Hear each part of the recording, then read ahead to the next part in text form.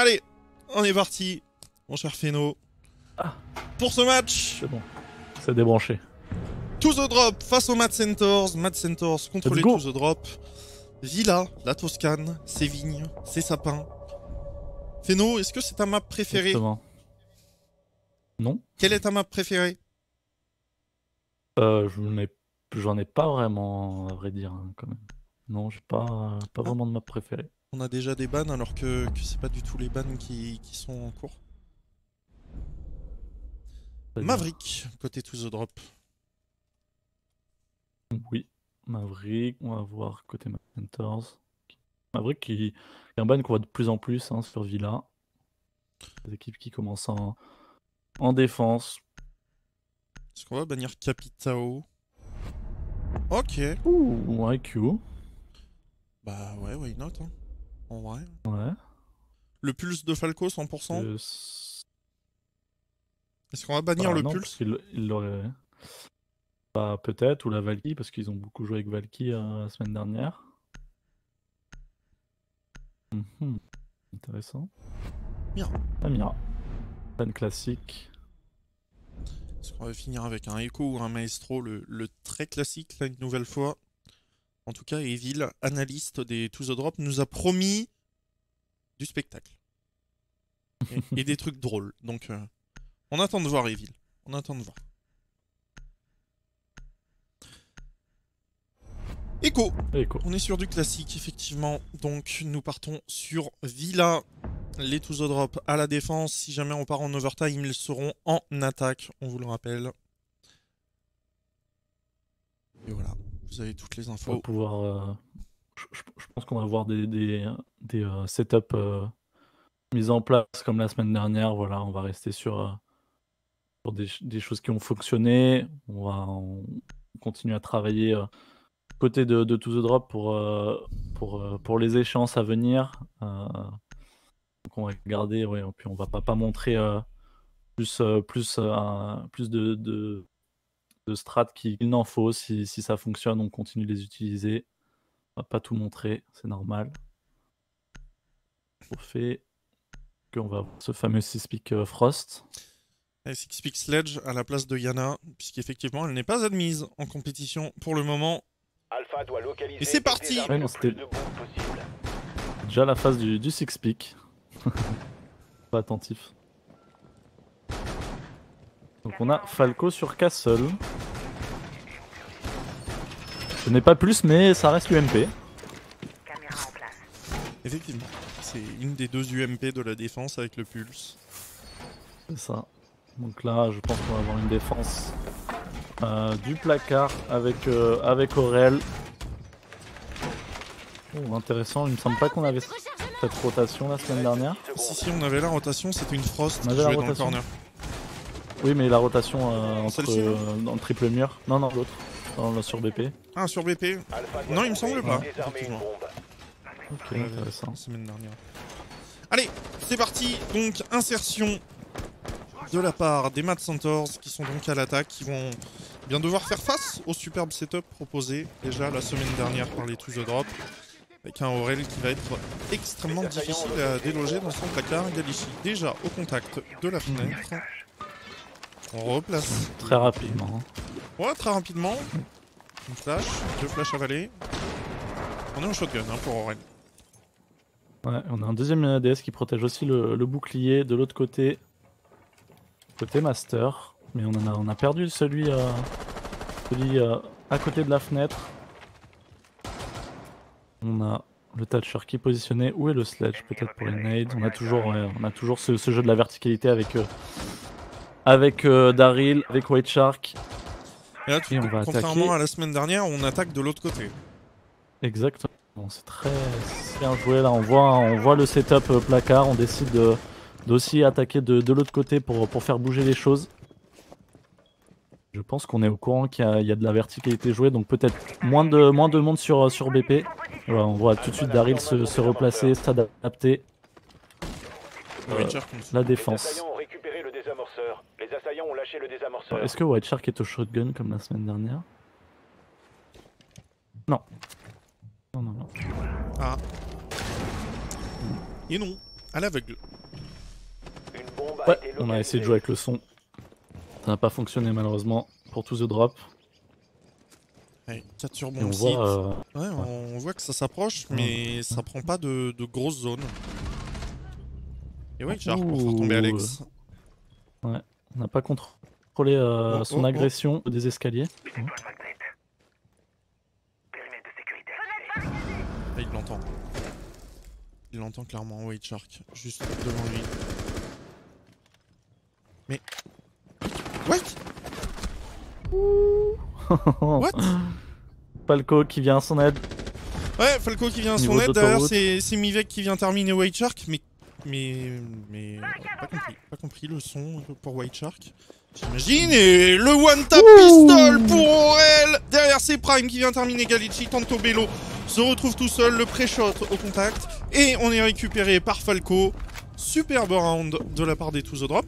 Ce setup a posé beaucoup de soucis aux Mad Centaurs, on les a vus, et bien avoir énormément de mal à avancer, même en étant frontal. Ils n'ont pas réussi à prendre un seul contrôle.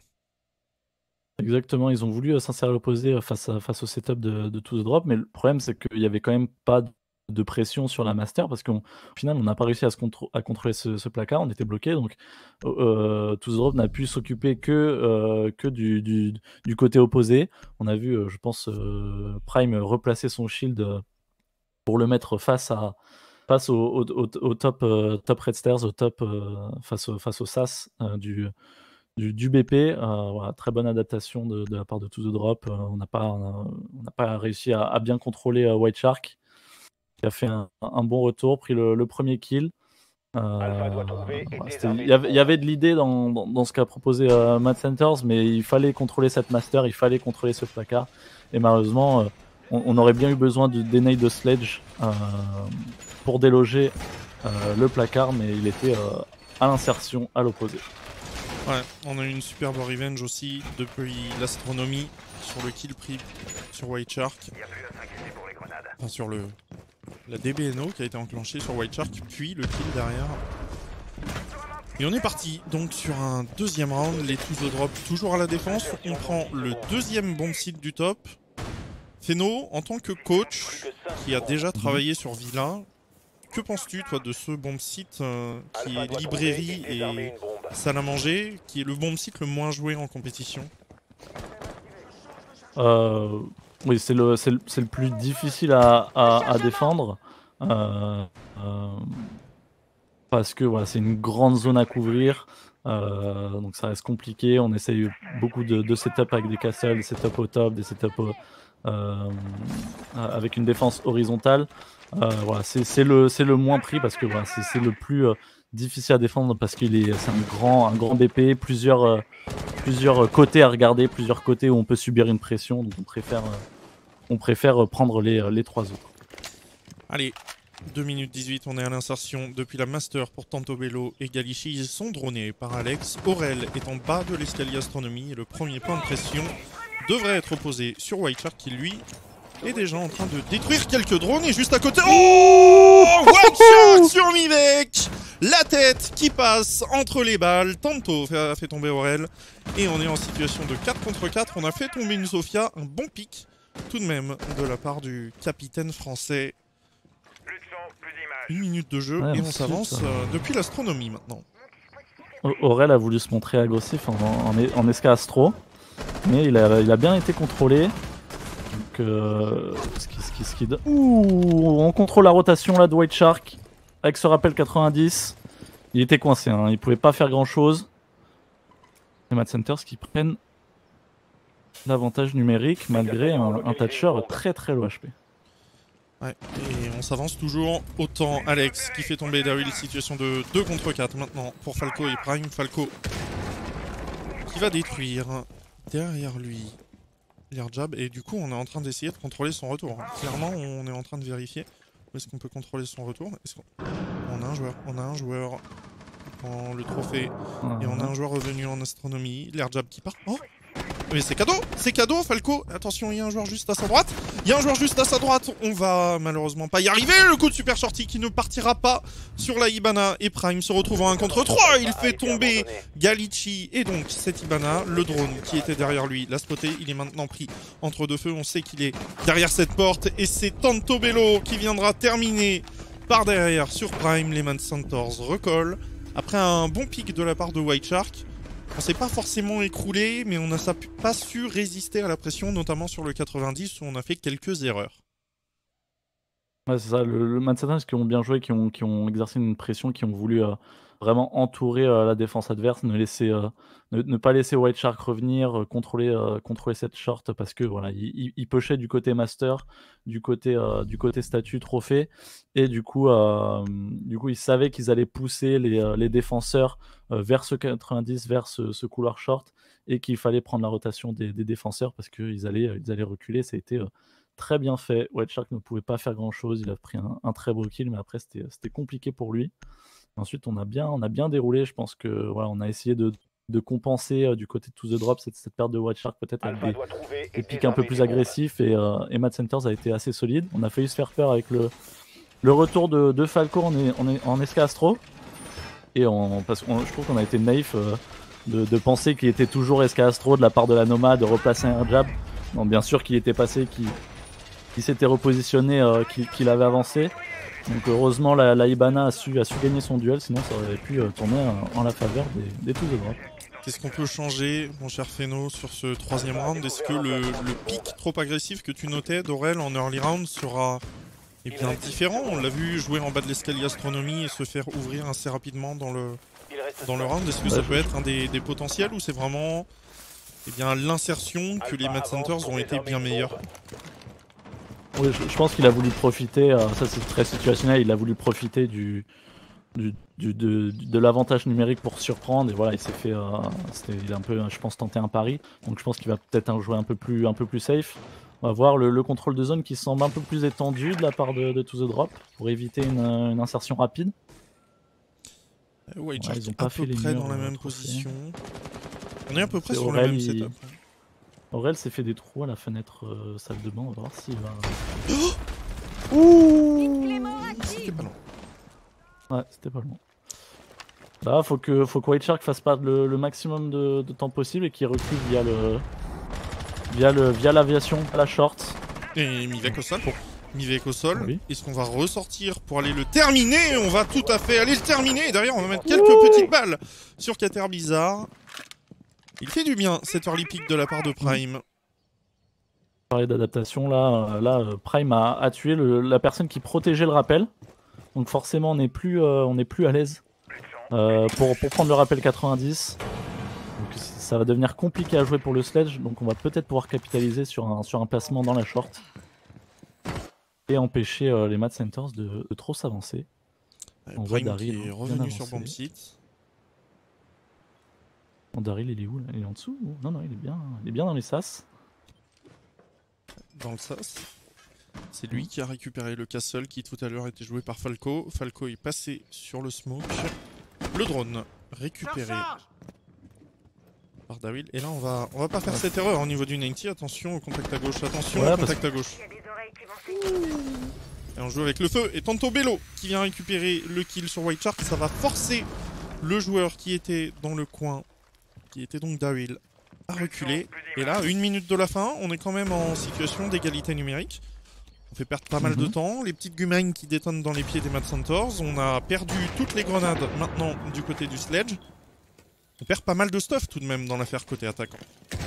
On a perdu pas mal de temps. C'est plutôt bien joué de la part de To The Drop. On a fait perdre beaucoup de temps, ce qui va forcer les Mad Centaurs à faire une frontale. Oh, le banc est très bien joué. Le repositionnement de Prime. Ouais, là, on n'a rien pu faire. On aurait pu capitaliser sur une nade peut-être. Mais... ouais, va falloir passer. Il n'y a plus le temps de rotate pour mettre une double pression de côté Study. Ouh, allez, qui fait quand même le kill sur. Mais aucun contrôle de Study. Oh, on est rentré. Bah ouais, on est rentré, mais il y a On peut pas aller planter, il y a pas de contrôle de la study, il va falloir pousser sur le bon Prendre site. la ligne. Et ou alors il va falloir découper Daryl, il ne reste donc plus que Aurel dans le bac. Aurel dans le bac, il est tenu, il n'est pas forcément tenu, le doublé de la part d'Aurel. Il ne reste plus que Galici qui a posé le désamorceur juste à côté de la bombe. Où il est coincé, il est pas bien. Il est clairement pas bien, et Aurel qui va réussir son 1 contre 3 et s'offrir le désamorceur derrière. Parfait de la part d'Aurélien. 2-1 pour les tous au drop. On s'est quand même fait peur à l'entrée de ces Mad Centers sur le bon site. Ouais, bah ces Mad Centers avaient tout bien fait jusqu'à cette plante finalement où on n'avait aucun contrôle du bac, aucune info sur le Jaeger, pas de drone placé, personne qui regardait dans cette direction parce que il semble que sur son premier kill, la Nomad ne regarde pas vers le Jaeger. On n'avait pas du tout l'info et c'était Daryl. Non, c'était Aurel. Aurel qui a su gérer son 1v3 de la meilleure des manières. Le premier kill où on ne s'y attendait pas, il a pris son deuxième kill très rapidement. Après, je pense qu'on avait l'info du positionnement de la Ibana parce que c'est celle qui plantait. On avait l'info que c'était une pause défaut tout simplement. Ouais.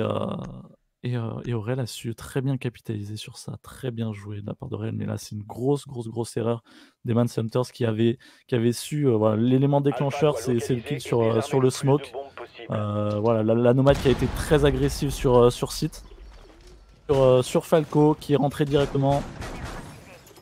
On a su après gérer Daryl qui était en study à la couverture, mais ouais, on a fait une très grosse erreur de prise du bac du côté des Manhunters. Tu bugs un petit peu sur TS, je sais pas si c'est toi ou moi. Non, c'est moi. Okay. Tout va bien. Heureusement. Ah, ça arrive, c'est pas très grave. Hein, les camions qui coupent les câbles de la fibre. Ouais, c'est ça. Il reste 5 secondes. Tout va bien. Allez. Solution, hein. Extend sur le top pour Aurel, qui pour l'instant est tout seul. Et on est toujours au shotgun de son côté. Et c'est le même setup qui avait été réalisé tout à l'heure. Et on va avoir quelque chose de très frontal peut-être une nouvelle fois côté Mad Centers. Ouais, pourquoi je ferais un setup qui marche. On va voir comment c'est à l'attaque de s'adapter. Voilà, et on voit tout de suite ce sledge de positionnement. On va utiliser les nades pour...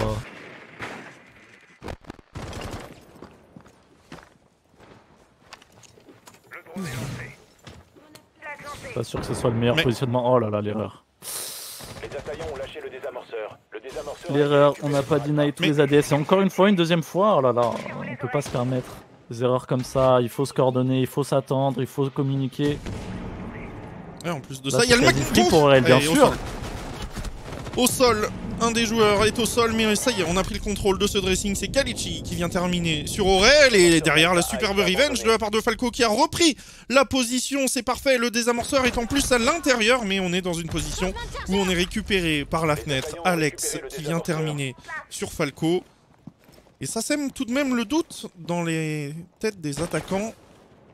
20 HP du côté du Thatcher, c'est lui qui a le désamorceur entre les mains. Est-ce qu'on va voir quelqu'un? Non, c'est Daryl qui va récupérer la tête de Mivek. Et c'est maintenant un 3 contre 3 à jouer. Les deux joueurs en dressing sont morts côté français. On a quand même réussi à s'insérer et on va essayer de pousser. Il y a quand même un mur qui est ouvert, ça peut être à l'avantage des assaillants. Exactement, les défenseurs qui sont assez reculés, on a quand même moitié... Oh, et Prime. Là, ça déroule, on contrôle pas Daryl, et voilà.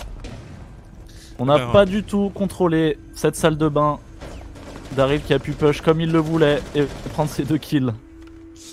Avec en plus Prime qui a pris son duel de loin à Lolo et qui a mis directement la tête.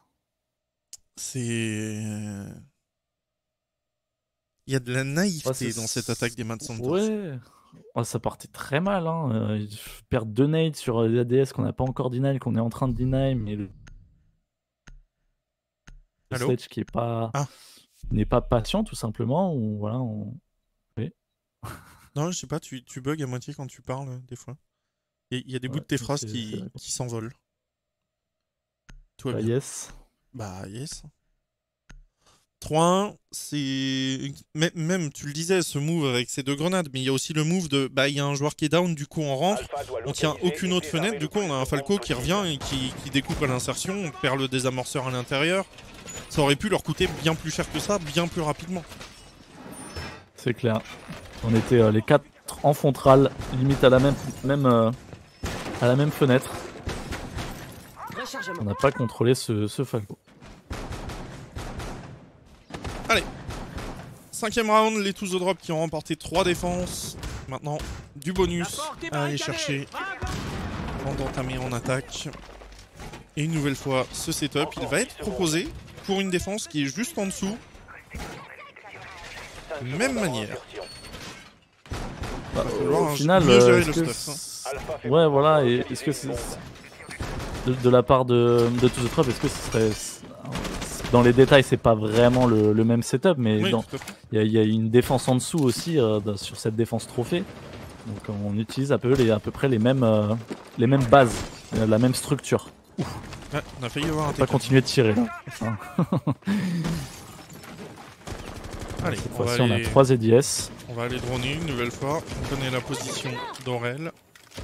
Et est-ce qu'on va réussir à aller chercher les ADS plus les magnets afin de chercher Aurel? Là est toute la question. Ça m'étonne un peu le positionnement du sledge. Pourquoi il est à cette fenêtre et pas celle-là? Bon, pour le rebond c'est plus facile. Le bouclier ne tombe même pas. Là, ouais. Et je pense qu'il a peur de se faire pique à cette fenêtre, c'est pour ça qu'il est à la fenêtre salle de bain. Toujours, hein, on voit cette aide qu'a Aurel avec Falco salle de bain, Prime qui est proche trophée.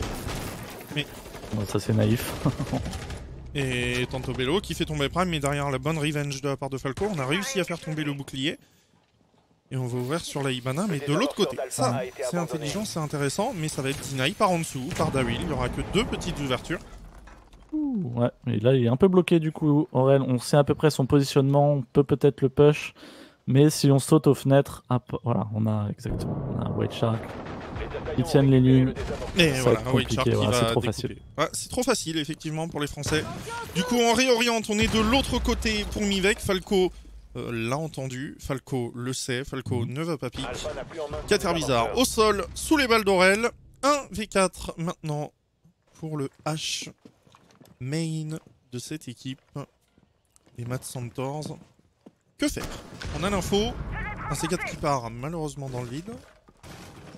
Et attention Falco, et Falco il va mettre une petite balle, 2 petites balles, on va réajuster, malheureusement on n'arrivera pas à trouver la tête, on remonte sur lui et c'est White Shark qui vient terminer ce 5ème round 4-1. C'est plutôt propre ce que sont en train de nous faire les Français, mais on voit qu'ils n'y arrivent pas au niveau de ce dressing. Est-ce qu'il faut pas tout simplement l'abandonner et choisir un autre point d'insertion, Feno? Oui, limite, ce qu'on voit de plus en plus sur cette défense kitchen, c'est des attaques complètement horizontales, où on passe par l'ange, où on passe par piano, où on passe par vélo. Là, voilà, on continue de se casser les dents face à ce placard. On utilise mal son stuff, ses nades, ses flash. On est un peu obtus. On a vu le push de Tanto Bello, vite Revenge, qui avait, il me semble, attaqué du côté opposé via aviation. Mais ensuite, voilà, c'est très faible. On ne trouve pas les solutions, on n'arrive pas à déloger ce placard et on perd du temps, on ne sait plus quoi faire. Et forcément, on essaye le tout pour le tout, mais ça ne passe pas face à un pompe dans le placard, c'est compliqué. Et face à la très bonne aide qu'a Aurel via la verticalité, via la salle de bain, voilà, il faut un peu changer ses plans de jeu du côté de Mad Centers, mais ils n'en auront plus la possibilité vu que c'est le dernier round avant le changement. Dernier round, et on va étendre comme on l'avait fait tout à l'heure sur l'horizontalité. Jusqu'à cette salle des trophées où White Shark vient de réaliser un trou de rotation vers l'astronomie. Les Mad Centaurs n'ont quasiment plus le choix. Il faut gagner cette attaque pour avoir des espoirs derrière. Avec les défenses 5-1, ce serait déjà peut-être bien trop. pour eux. On vous rappelle, il n'y a pas de loser bracket. Ouais. Qui perd ici. Et C'est fini. Qatar bizarre. Ouh. Pour faire tomber qui? Pour faire tomber Ouh, ouais. Prime. On a voulu être agressif. Ouais, peut-être Là où tenter Prime un a spawn très kill. bien aidé. Ouais. Ah, peut-être, ouais. Prime pourra pas aider. Mettre une pression à ce rappel 90. T'as vu? Oh, il est en dessous. T'as vu en dessous? T'as vu en dessous? T'as vu en dessous? T'as vu en dessous? Et s'il sort? Totalement. Ouh. Il l'a eu! Ah, il l'a eu. Est-ce qu'on va vouloir venir l'aider? Je ne pense pas. Ah, il va saigner jusque. Ouais. Là, il va saigner Daryl et on va pas venir l'aider. C'est impossible, il est dehors. Ça va être un trade alors qu'on avance du côté de la nomade. Est-ce que Aurel va pas aller Le le White tenter? Shark. Ça serait ballsy. Ah, ce serait extrêmement ballsy. Tantôt Bello. Je dois Il recharger. tente. Extraction des fruits. Défenseur est en De danger. l'autre côté non. Galici Ah, ok. qui. Ok. Est-ce qu'il va aller terminer Galici? Il va aller. Je pense, ouais. Mais bon, on perd quand même pas mal de temps. Ouais. Que là, on sent l'hésitation. Est-ce qu'on va le finir? Ouais, bah t'as perdu déjà 10-15 secondes. Chaque seconde est importante en attaque. Et Aurel, Aurel remonter. qui n'arrive pas à ajuster sur Galici et Saïbana. White Shark derrière qui prend Alex. Un contre-pied, 1 minute à jouer. Les Français sont en infériorité numérique. White Shark et Falco, les deux vieux de la vieille, qui sont là pour aller réussir ce dernier round de défense. Falco directement derrière le bar sur le bomb site. White Shark en contrôle de l'autre bomb site. Une grenade qui part un petit peu à l'aveugle une nouvelle fois de la part des Mad Centaurs. Et là, on fait détonner les smokes forcément. On est obligé de contrôler l'insertion. La petite Gumain qui va partir. Et on envoie des flashs. On va devoir pousser de toute façon pour ces Mad Centaurs. C'est la Ibana normalement qui a le désamorceur entre les mains. C'est ça, Galici. Est-ce qu'on va aller planter au contact? Est-ce qu'on va y arriver? En tout cas, on a positionné la Gumain juste à droite de l'entrée. Donc on va devoir la retirer avant de pouvoir planter. On en a même pris 2.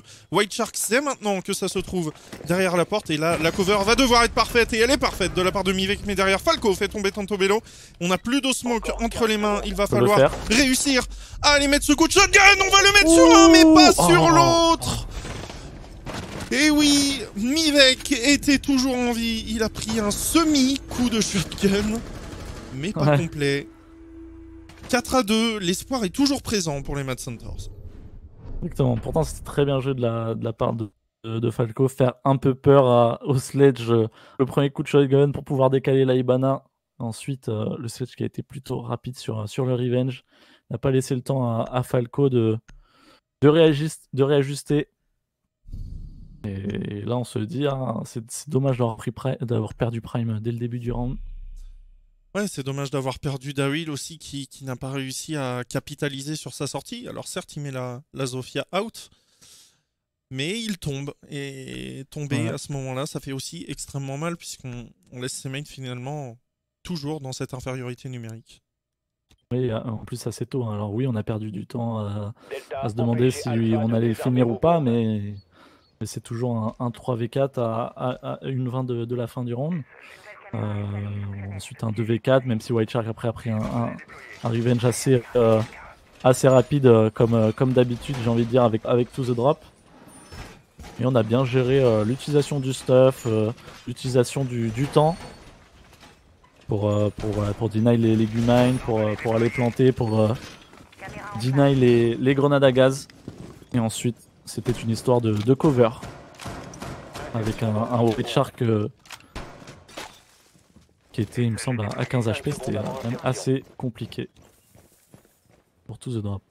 Allez, une Alpha petite doit cam tomber sur le et 90 désarmer une du bombe. côté de Qatar Bizarre. Et c'est parti. Insertion des Français avec Aurel au droning, tout comme Daryl, White Shark en semi-entry avec sa Zofia. Et surtout Prime et sa hache.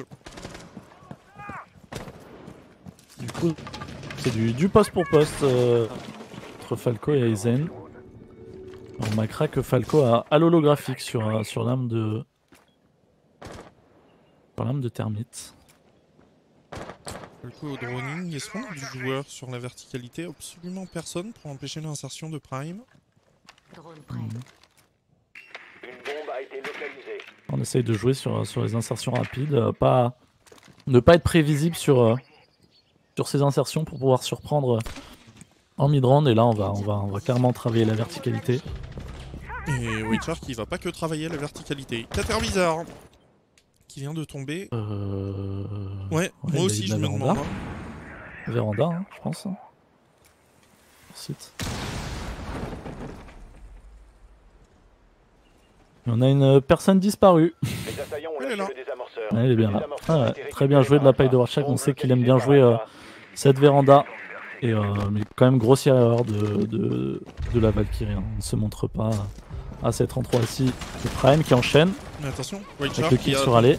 Tantôt Bello, le C4 il est parfait sur White Shark et derrière il s'offre le doublé en récupérant la tête de Prime. 3 contre 2, Falco est en train de planter mais c'est Aurel qui vient découper Tantôt Bello et Dawil pour finir sur Galici. Les To The Drop n'ont fait aucun détail sur cette manche. 5 à 2. Ouais, on s'en sert vite, on prend vite les informations, on contrôle vite la master, on ouvre rapidement, on est très agressif sur l'attaque de l'Astro avec Prime qui est remonté SK Astro avec aussi un push via la salle de bain. Donc c'est juste parfait pour To The Drop qui a su capitaliser sur les infos qu'ils ont pu avoir, sur les faiblesses de la défense adverse, cette Valkyrie un peu naïve. Qui se retrouve au seul spot où, où finalement on peut avoir un pic depuis la véranda. Et ensuite, voilà, c'est des duels gagnés, c'est de l'agression, c'est de la prise d'infos. Et c'est bien huilé de la part de To The Drop. Ouais, on notera qu'on n'utilise pas forcément les grenades de la meilleure des façons du côté de Cater Bizarre. Par contre, côté Tantôt Bello, là, l'utilisation du C4 et derrière le headshot collé en astro, c'était plutôt propre comme move. Ouais, il a failli permettre au Mad Santos de relever la tête de l'eau sur son round, mais de sortir plutôt. Relever, ça veut rien dire. Relever la tête ou sortir la tête de l'eau. Les deux marchent. Exactement. Ouais, mais mélanger, c'est un peu bizarre. Ouais, mélanger. C'est pas grave. Tout à l'heure, tu nous as sorti Fontral, donc tout va bien. Oui, je travaillerai. T'as la fourche qui langue. Hein, ouais. J'ai pas fait mes exercices de diction avant le live. Ah, t'as mis une chemise. On peut pas tout faire d'un coup. Ah, oui. Pas multifonction. Allez, c'est parti. Prime à l'insertion avec sa hache, toujours au niveau de cette buanderie, puis de la cuisine, puis contrôle de la verticalité. C'est déjà le cas. On a déjà White Shark inséré de son côté. Ça va extrêmement vite côté To The Drop. J'ai cru que White Shark c'était un ennemi. Alors, qu'est-ce qui se passe C'est inséré du côté du petit placard, ouais. Et on tient une possible agression. Il n'y en a aucune. Hein. On ne joue pas du tout sur la verticalité. On a un Cater Bizarre qui est de l'autre côté de la map. Et aucune... On n'empêche pas du tout l'insertion de Falco. Il n'y a aucun stuff posé sur la verticalité. Il n'y a aucun impact trick. C'est vraiment free opening. Ouais, j'ai l'impression de voir des stratégies d'il y a 2 saisons. On va tenir des lignes de loin avec le dock. Des lignes coupées au niveau de cette statue, de ce corner. Et moi je trouve ça très intéressant qu'ils s'insèrent en bas quand même s'il n'y a pas de défense de la verticalité, parce que ça va leur permettre de mettre différents points de pression au niveau des escapes par la suite en mid ou en late game. Et on voit que Cater Bizarre est en train de revenir parce qu'il sent que l'agression va se précipiter un petit peu comme ça avait été le cas tout à l'heure. Oui. On envoie du stuff, on va deny une Evil Eye et Dawil va deny la tête de Mivex 5 contre 4. Maintenant on a un joueur au contact, on a vu le bras, on va réajuster, on va réussir à le faire tomber, mais derrière c'est Galici qui vient prendre la revenge, Galici qui vient prendre le doublé sur Prime. Maintenant on a un joueur dans la master qui est presque sur son viseur. Et s'il gagne ce duel, il mettra extrêmement bien les Mad Centaurs. UM qui part, est-ce qu'on peut aller planter? Est-ce que c'est vraiment le moment de prendre son Evil Eye?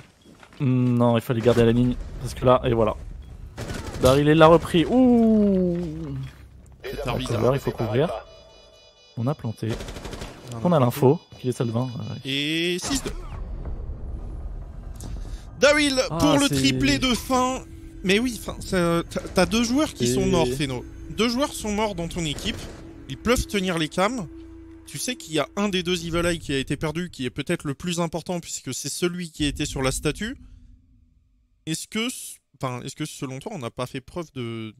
Je dirais pas de mauvais game sense, mais de naïveté, encore une fois. Ouais, c'est de la naïveté parce que je pense qu'il a pensé que son. Je pense qu'il a pensé. que son Elvie Line n'était pas attaché ou qu'il allait avoir le temps de le mettre en position haute pour pas qu'il se fasse détruire. Mais non, pas du tout. Pas du tout. Et du coup, il a lâché la ligne et Daryl a pu la prendre et lui mettre la tête après quand le Maestro a voulu reprendre un pic. Et ouais, c'était pour moi le moment décisif sur ce round là parce que le Maestro avait une très bonne ligne avant de lâcher Alpha sur doit localiser et de prendre désarmer ses le cams. plus de bombes possible. Allez, trophée, une nouvelle fois. On force quand même Ouais. sur ce trophée du côté des Mad Centaurs. Bah, on se dit peut-être que ouais, le doc est tombé assez rapidement. D'ailleurs, qui change de main, le doc, il me semble. Hein. C'était pas tantôt Bello juste avant. On perd notre principale force sur ce BP, c'est-à-dire la COG. Parce qu'on voit qu'il n'y a pas de défense de la Master, de défense même du trophée, un Impact Trick, un Bandit Trick. Et du coup, de la statue plutôt. Et du coup, notre principale force, c'est la coque du doc et on le perd très rapidement sur un simple duel en XT Master, il me semble que Daryl était quand il a mis la tête au doc. Du coup, on se dit, bah oui, mais si on prend pas une tête à ce moment-là, ce sera beaucoup plus facile, les gars. Et du coup, on reprend la défense parce qu'on espère gommer les erreurs. Oh, petite adaptation quand même, ce shield. Il me semble pas que c'était il était présent lors des défenses antérieures. Et justement, est-ce qu'on va profiter d'avoir ce shield et d'avoir une présence dans la salle de bain pour éviter une insertion trop rapide sur la Master, comme ça a été le cas tout à l'heure pour Falco qui a eu la liberté d'aller ouvrir au bout de 40 secondes de jeu ce mur. On est en train de droner, en tout cas, du côté de Falco. Et voilà, le mini setup proposé en salle de bain qui est vu. Ça reste trop léger. Trop léger, trop fragile. Ouais, déjà White Shark peut le détruire par en dessous. Et voilà, exactement. Hop. Et là voilà, on revient en Astro. Et la salle de bain est free. On perd une Steam sur ça. Et je disais c'était aussi léger parce qu'il me semblait pas qu'il y avait d'ADS qui protégeait le shield. Et du coup il aurait été facilement destructible. De toute façon, personne sur la verticalité veut dire que par en dessous on vient détruire. Dans tous les cas.